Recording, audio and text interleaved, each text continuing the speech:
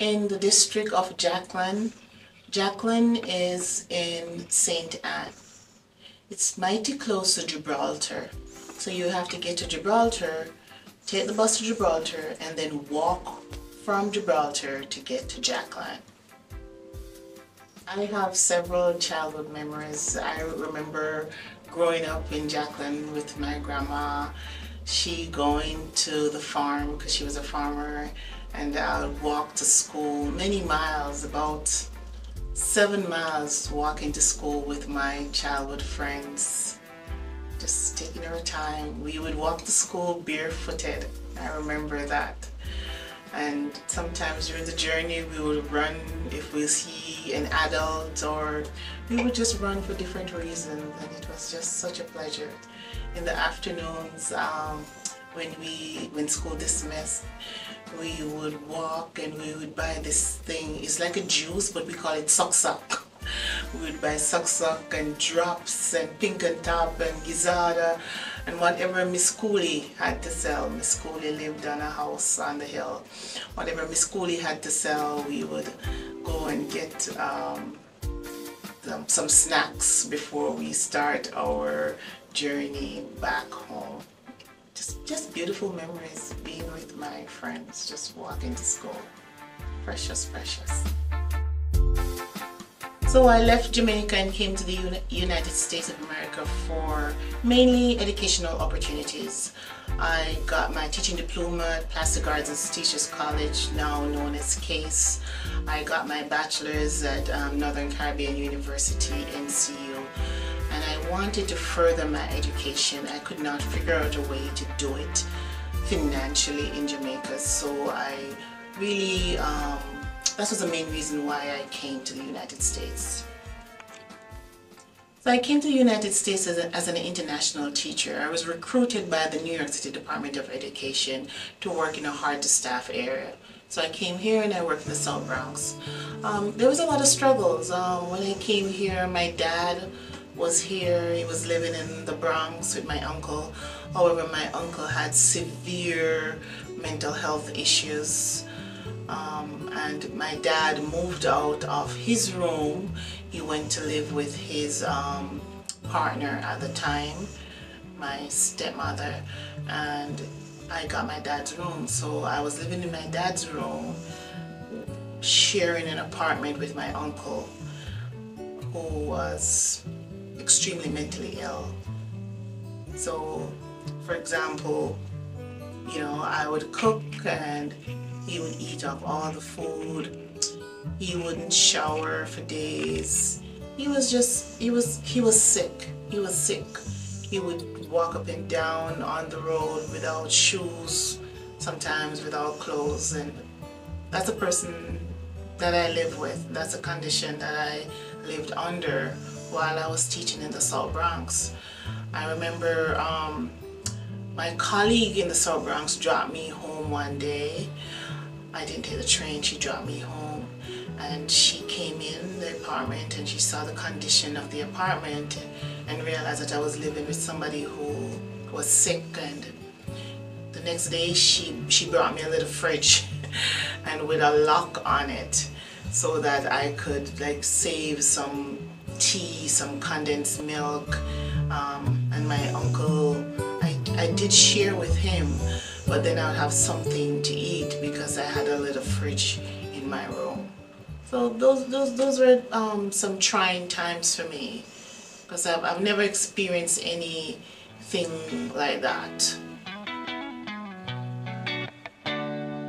After that period of struggle, I started my master's. So I was on an H-1B visa, and to start your master's or to start additional studies, you had to wait for a period of time. So eventually I waited and I started my master's in literacy acquisition and development, and I did my master's at City College, and I was able to move up steps and lane, so I got a little bit more salary. And then after that, I wanted more. I always wanted more knowledge. I always wanted to be more educated. So I went to Truro College and I did my master's in school building administration and school district administration. So that's how I continued my academic journey in America, and also it made me a little bit more financially secure, where I could move out from living in those destitute conditions.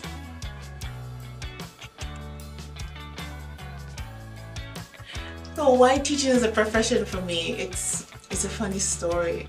So back home in Jamaica, when I was growing up, during my time, when you leave high school, you're expected to go to, you know, community college or teachers college or nursing school. You were expected to do something. I was really good at agricultural science, and I wanted to further my studies in agricultural science. So I went to that college in Portland, and the teachers college was right beside it. But when I left high school, I was 15 years old, and I looked like a 15 years old. So I went to the agricultural college, and they said, you need to toughen up a little bit. So we're going to put you over the teachers college side, and then when you're ready, when you're toughened up a little, you can come over back to the agricultural side.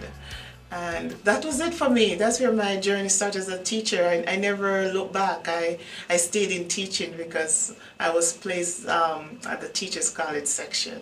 But it has been great to me. This is my passion, this is my calling, and this is my purpose, and I wouldn't want it any other way. I really enjoy teaching as a profession. For me, teaching is a calling. Yes, you can be trained to be a teacher, but there are some spiritual elements of it that you need to have inside of you, and it needs to be manifested while you're in training or after your training. Teaching is a purpose. It's intentionality work. It's a calling to serve, to prepare the next generation. So I really enjoy being a teacher, and I think the training in Jamaica really set me up to be one of the best in the United States. I don't know if people can actually come out from prejudice as free thinkers fully. I think it's a continuous process. I think it's something that I work on every day. I do think, you know, according to Bob Marley, we need to emancipate ourselves from mental slavery. None but ourselves can free our minds, and I believe that, but I think it's a process and it's not a product. I think we will find ourselves being prejudiced against people, groups, things, and it's something that we need to make sure that we are continually working on, and realize that we're never ever there. Because I think the moment we realize that we're there is the moment where we stop learning, and the moment we stop learning is the moment we go back to being prejudiced or even more prejudiced. In this country, I have mentors, and one of my mentors is Dr. Nadra Norton. She taught me during my master's at City College, getting my master's at City College, and she's been pivotal in my life and catapulted me to levels that I didn't even know that I was able to reach those levels in life. So I feel supported by her. And back home, I do feel the support of my community and my friends from Jackland, my friends from Gibraltar, my friends from Brownstown, my friends whom I taught with. So I do have a lot of support at home, in the United States, and also in my country. My goal as an educator is mighty simple. It's to pass the baton. That's it. So for me, life is a relay.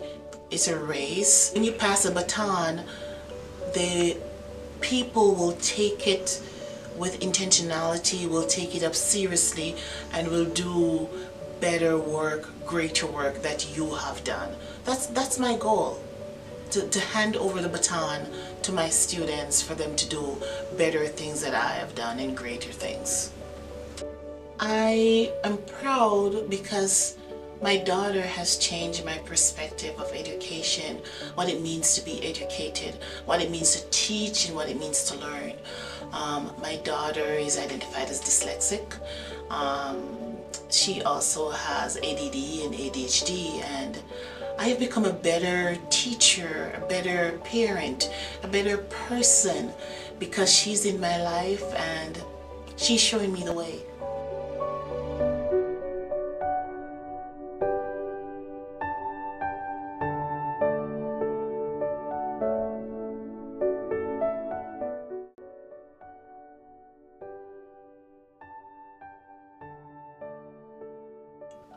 My favorite book is called The Sabbath, and it's written by Wayne Muller. And it's my favorite book because I am in the mind frame that if I can be a Sabbath to my family will be healthier.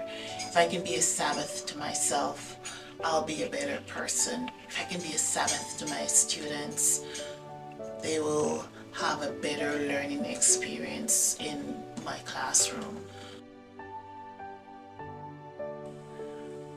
My favorite holiday spot is in Jamaica. I love going back home and being on the north coast, just being at the beach, just relaxing, eating some jerk chicken or some jerk pork and some fried dumpling and catching the sunset. That's my favorite holidays spot. I love being home and I love being on vacation at home. That's a good life where home is a vacation spot.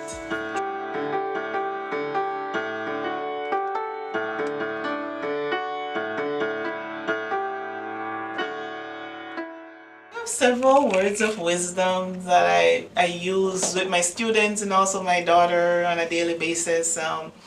They are words of wisdom from my culture. So, you know, we would say this memory gem in primary school. Heights by great men reached and kept were not attained by sudden flight, but they, while their companions slept, were toiling upwards through the night. So just keep on working, keep on working, keep on trying hard, keep on putting effort in your work, and you will find success one way or another. And another thing that I believe in, another word of wisdom that I tell my students and also my daughter is, you know, don't watch the noise of the market, watch your change. You cannot focus on every single thing, right? So there are people who are here in life to distract you. There are things that are here to distract you. You need to focus on what your purpose is and watch your change when you're in the market. Watch your money. Don't watch the noise of the market. Another thing that I would tell people is eat the meat and spit out the bones. You know, that's how life is. Learn all you can, and yes, there are certain things you're going to learn that you shouldn't emulate, you shouldn't perpetuate. All you have to do is eat the meat and spit out the bones. That's it. I think a lot of people in America don't see diversity as an issue. So America will never be able to overcome its diversity problem when you don't see it as a problem.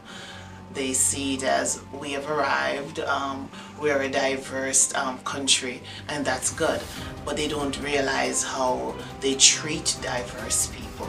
They don't realize how, you know, diverse people are just not functioning in healthy ways in America.